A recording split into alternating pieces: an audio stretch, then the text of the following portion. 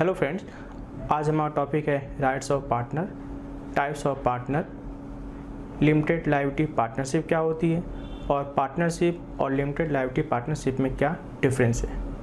आइए देखते हैं। सबसे पहले हम देखेंगे राइट ऑफ पार्टनर्स।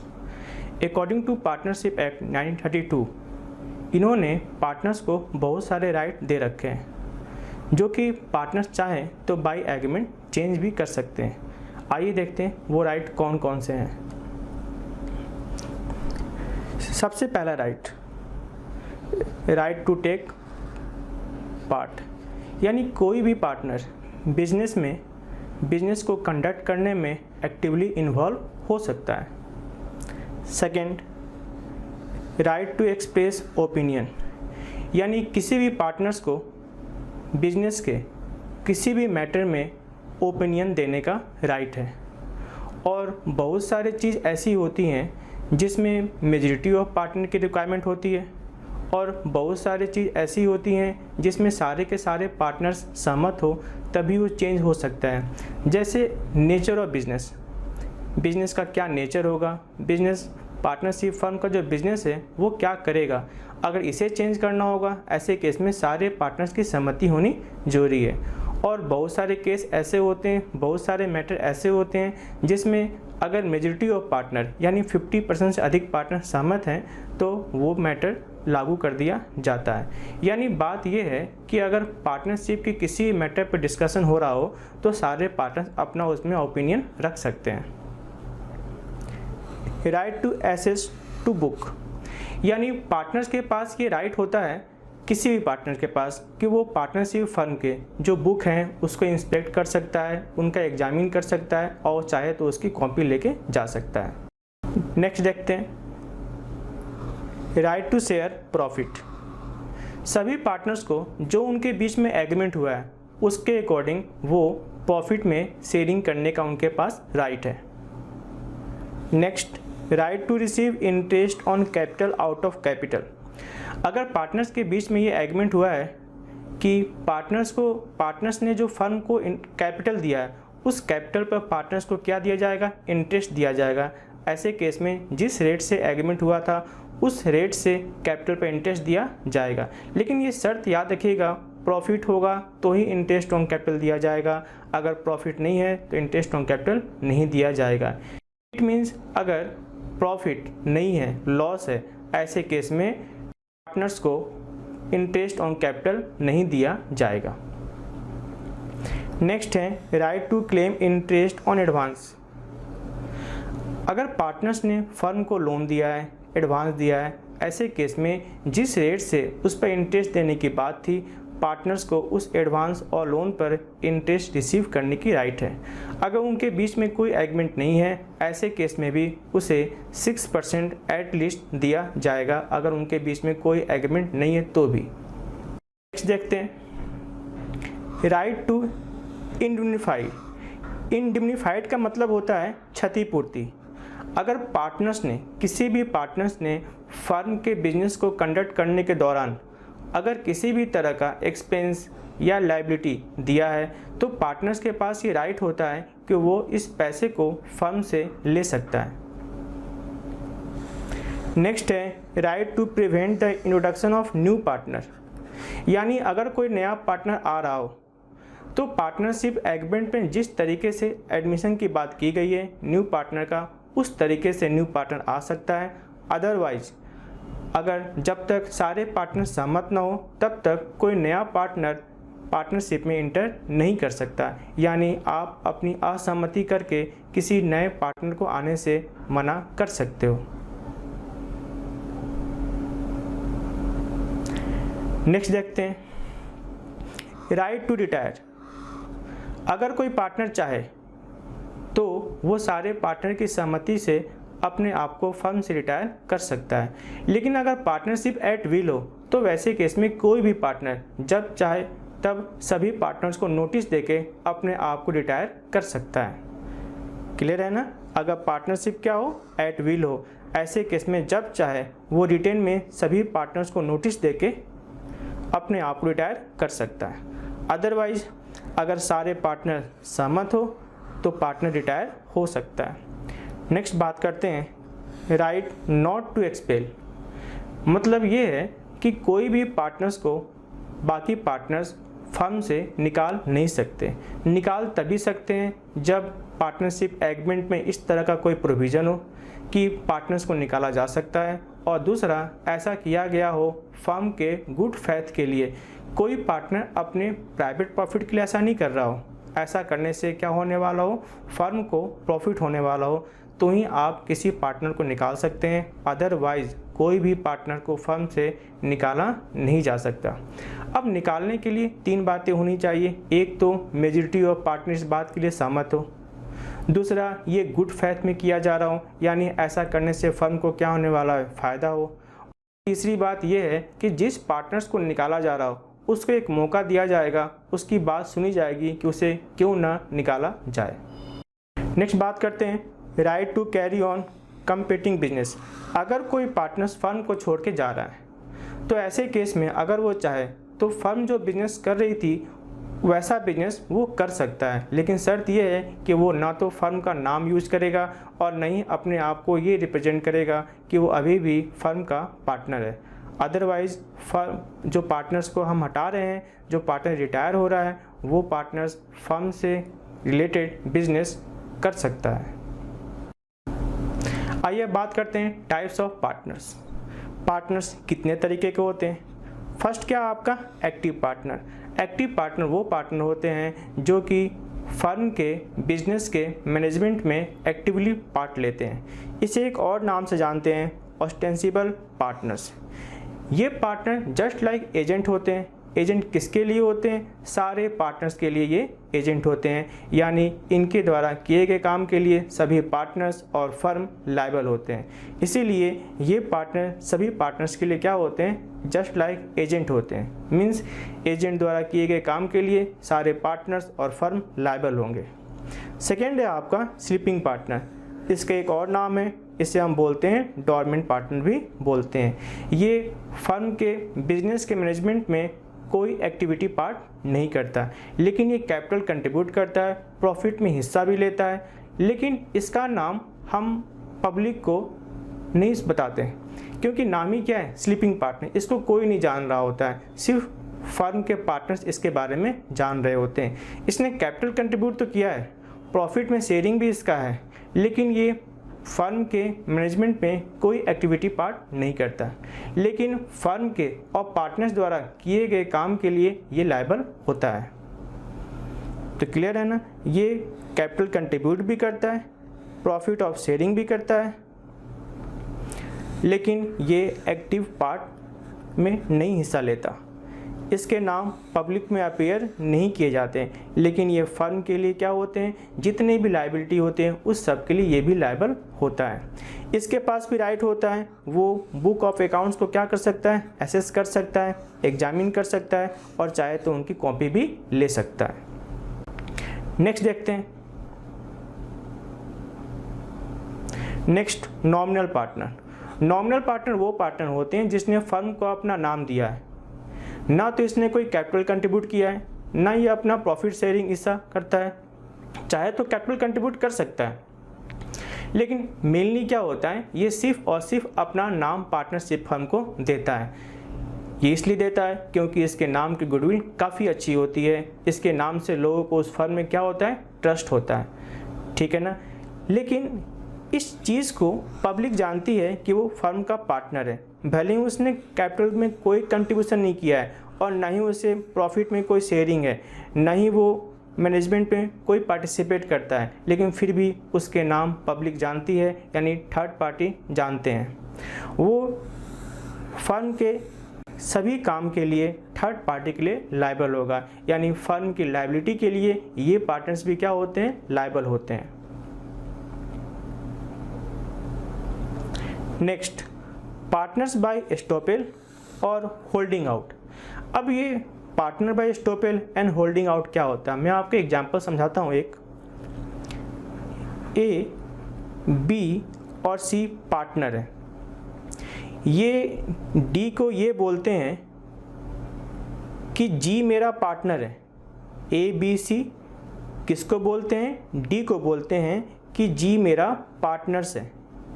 जी वहाँ पर बैठा हुआ है, जी इस बात को जानता है, फिर भी जी इनकार नहीं कर रहा है कि वो इस फर्म का पार्टनर है।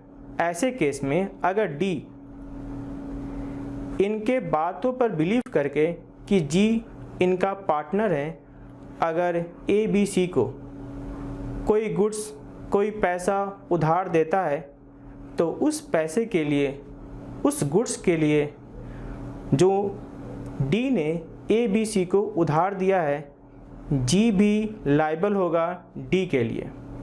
फिर से बात करते हैं, ए बी सी पार्टनर है और ये तीनों या इनमें से कोई भी डी को ये बोलते हैं कि जी मेरा पार्टनर है और जी इस बात से इनकार नहीं करता है।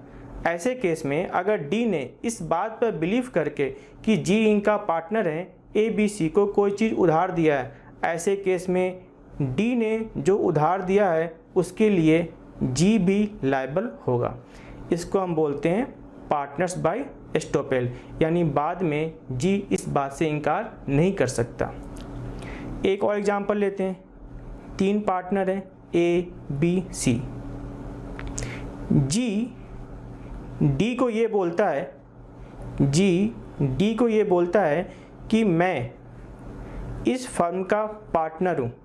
बाय वर्ड या बाय कंडक्ट डी को बिलीव कराता है कि जी ए बी सी फर्म का पार्टनर है। ऐसे केस में अगर डी ने ए बी सी को कोई चीज़, गुड्स या पैसा उधार दिया है तो उस गुड्स के लिए, उस पैसे के लिए जी भी डी के लिए लायबल होगा। इस तरह के पार्टनर्स को हम बोलते हैं पार्टनर्स बाय एस्टोपेल या होल्डिंग आउट। आइए नेक्स्ट देखते हैं, पार्टनर्स इन प्रॉफिट ओनली। कुछ पार्टनर ऐसे भी होते हैं जो कि सिर्फ और सिर्फ प्रॉफिट में शेयरिंग करते हैं, लॉस में शेयरिंग नहीं करते हैं। हमने पार्टनरशिप का डिफरेंशिएशन भी पढ़ा था, शेयरिंग और प्रॉफिट कंपलसरी है पार्टनर्स के लिए, लॉस बटे चाहे ना बटे कोई फ़र्क नहीं पड़ता। तो कुछ पार्टनर ऐसे होते हैं जो सिर्फ और सिर्फ प्रॉफिट में शेयर करते हैं, लॉस में शेयर नहीं करते हैं। ऐसे पार्टनर्स को हम बोलते हैं पार्टनर्स इन प्रॉफिट ओनली। अब बात आती है सब पार्टनर क्या होता है। मैं फिर से एग्जांपल लिख लेता हूँ, ए बी और सी पार्टनर है। डी सी से एग्रीमेंट करता है कि सी को फर्म से जो भी प्रॉफिट होगा उस प्रॉफिट में डी सी से शेयर करेगा। तो जो डी है वो सब पार्टनर कहलाता है। फिर से एग्जांपल लिख लेते हैं, ए बी सी ये तीनों फर्म के पार्टनर हैं। डी आउटसाइडर है और सी से एग्रीमेंट करता है, सबसे नहीं सिर्फ और सिर्फ सी से एग्रीमेंट करता है कि सी को बिजनेस में जो भी प्रॉफिट होगा, जो भी लॉस होगा, उसमें कुछ पोर्शन डी का होगा। तो ऐसे पार्टनर्स सब पार्टनर कहे जाते हैं। ये पार्टनर्स फर्म के लिए लायबल नहीं होता, ये पार्टनर सिर्फ और सिर्फ किसके लिए लायबल होता है, सी के लिए लायबल होता है, क्योंकि डी का एग्रीमेंट सिर्फ और सिर्फ किससे हुआ है, सी से हुआ है। यानी डी के द्वारा किए गए काम के लिए ए बी सी लायबल नहीं होंगे।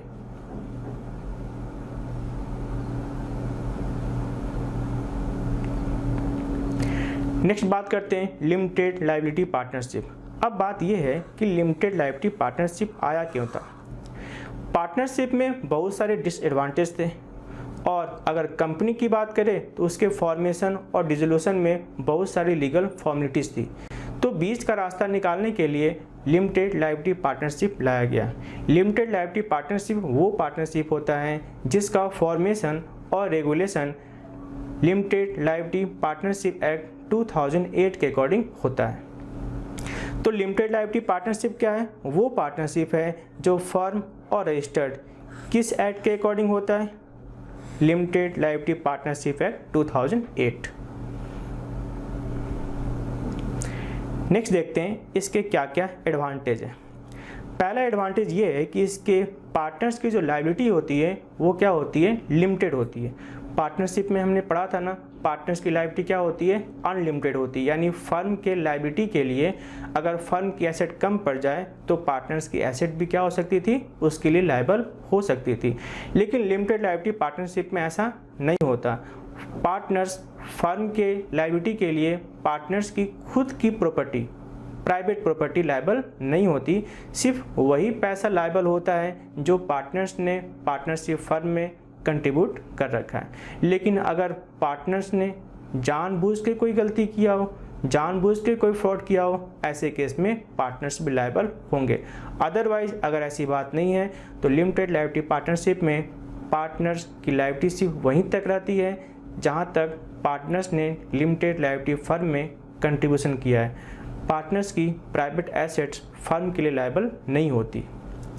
सेकेंड देखते हैं फ्लेक्सिबिलिटी।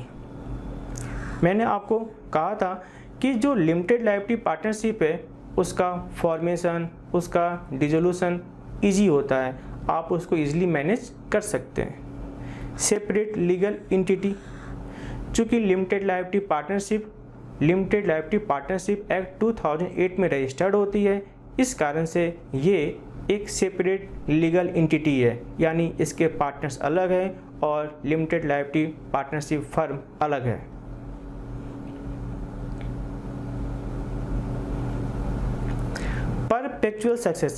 परपेचुअल सक्सेशन का मतलब ये होता है कि पार्टनर्स आए, पार्टनर्स जाए, फर्म को कोई फर्क नहीं पड़ता, फर्म फॉरएवर चलती रहेगी। किसी पार्टनर के इंसॉल्वेंट होने के, किसी पार्टनर के रिटायर होने से, किसी पार्टनर के डेथ होने से लिमिटेड लायबिलिटी पार्टनरशिप पर कोई फर्क नहीं पड़ता। ईजी टू फॉर्म, कहा था मैंने ना, इसे बनाया ही क्यों गया था, कंपनी के फॉर्मेशन में बहुत सारी लीगल फॉर्मेलिटीज़ थी, उससे बचने के लिए क्या बनाया गया था, आपका पार्टनरशिप फर्म बनाया गया था। यानी इसको फॉर्म करना इजी होता है, इसको डिजॉल्व करना भी क्या होता है, इजी होता है। फॉरेन नेशन, बाहरी कंट्री के लोग भी लिमिटेड लायबिलिटी पार्टनरशिप फर्म के पार्टनर्स बन सकते हैं।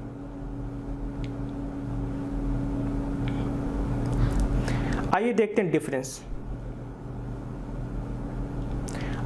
हैं डिफरेंस पार्टनरशिप फर्म और लिमिटेड लायबिलिटी पार्टनरशिप में क्या डिफरेंस है।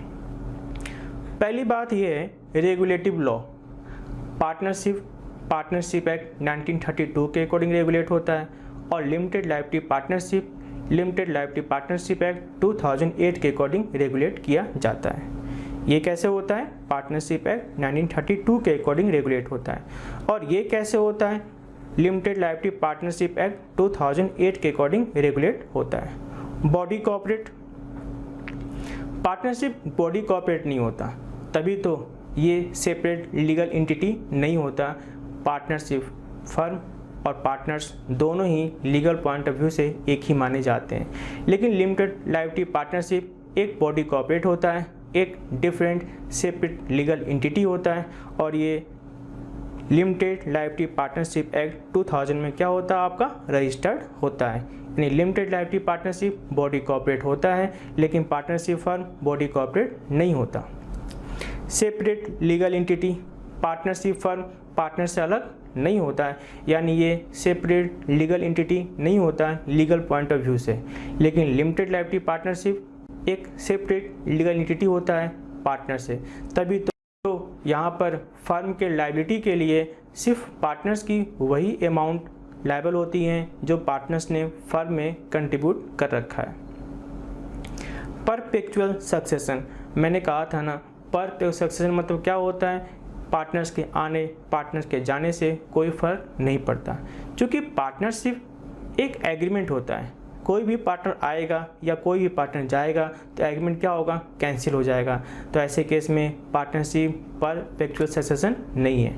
लेकिन जो एलएलपी होता है वो एक एग्रीमेंट नहीं होता, वो तो क्या होता है, लॉ द्वारा एस्टेब्लिश किया जाता है, इसलिए वो क्या होता है, परपेचुअल सक्सेशन होता है। यानी कोई भी पार्टनर आएगा या जाएगा, फर्म को कोई फ़र्क नहीं पड़ेगा, क्योंकि फर्म तो पार्टनर से अलग है, एक अलग सेपरेट लीगल एंटिटी है।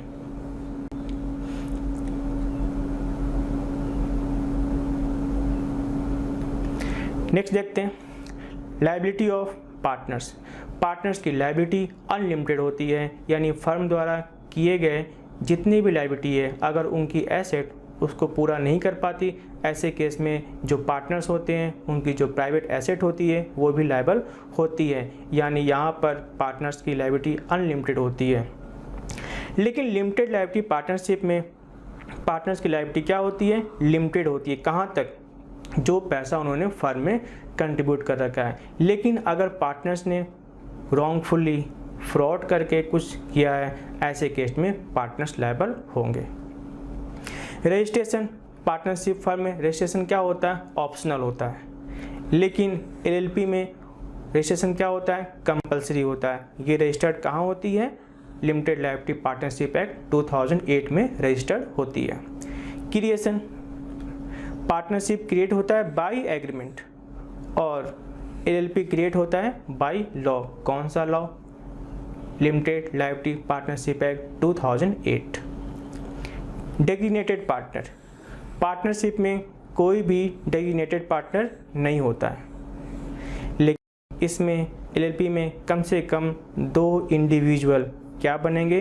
डेजिग्नेटेड पार्टनर बनेंगे। याद रखना कौन बनेगा? इंडिविजुअल।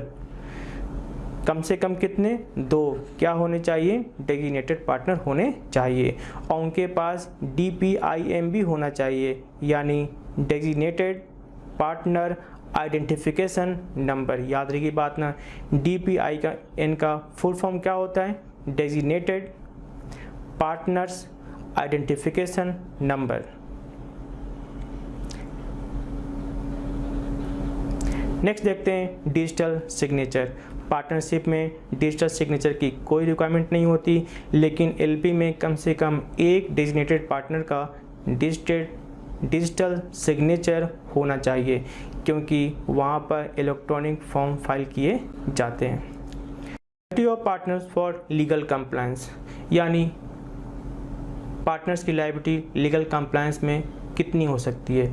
पार्टनरशिप फर्म में फर्म सेपरेट लीगल एंटिटी नहीं होता, इसलिए उस फर्म पे जो भी लीगल कंप्लायंस होते हैं उसके लिए सारे के सारे पार्टनर्स क्या होते हैं? लायबल होते हैं। लेकिन लिमिटेड लायबिलिटी पार्टनरशिप में जो डेजिग्नेटेड पार्टनर होते हैं वो सिर्फ लीगल कंप्लायंस के लिए क्या होते हैं? लायबल होते हैं। Name of entity partnership firm में कोई भी आप नाम रख सकते हैं, लेकिन लिमिटेड लायबिलिटी पार्टनरशिप फर्म में आपको अपने नाम के आगे ऐड करना पड़ता है LLP means limited liability partnership. देखते हैं म्यूचुअल एजेंसी के बारे में बात करते हैं। मैंने आपको कहा था कि जो पार्टनरशिप फर्म होते हैं उस केस में जितने भी पार्टनर्स होते हैं वो सब के सब एजेंट होते हैं। किसके लिए? फर्म के लिए और पार्टनर्स के लिए। यानी पार्टनर्स द्वारा किए गए काम के लिए फर्म तो लायबल होगा ही और सारे के सारे पार्टनर्स भी लायबल होंगे। लेकिन LLP में तो फर्म खुद ही एक सेपरेट लीगल एंटिटी है, वहाँ पर जितने भी पार्टनर्स होते हैं वो सिर्फ और सिर्फ एजेंट होते हैं फर्म के लिए, पार्टनर्स के लिए एजेंट नहीं होते हैं। यानी उनके द्वारा किए गए काम के लिए फर्म लायबल होते हैं, अदर पार्टनर्स लायबल नहीं होते। तो वहाँ पर क्या होता है? पार्टनर्स एजेंट होता है किसके? लिमिटेड लायबिलिटी पार्टनर्स सिर्फ फर्म के, नॉट फॉर पार्टनर्स। यानी वहाँ पर पार्टनर्स एजेंट किसके लिए होते हैं? फर्म के लिए होते हैं। यानी उनके द्वारा किए गए काम के लिए लायबल कौन होता है? फर्म लायबल होते हैं, पार्टनर्स लायबल नहीं होंगे। Admission of minor partner partnership firm में माइनर को एडमिट किया जा सकता है सिर्फ और सिर्फ बेनिफिट के लिए, लेकिन लिमिटेड लायबिलिटी पार्टनरशिप फर्म में आप माइनर को एडमिट नहीं कर सकते, माइनर को आप पार्टनर नहीं बना सकते।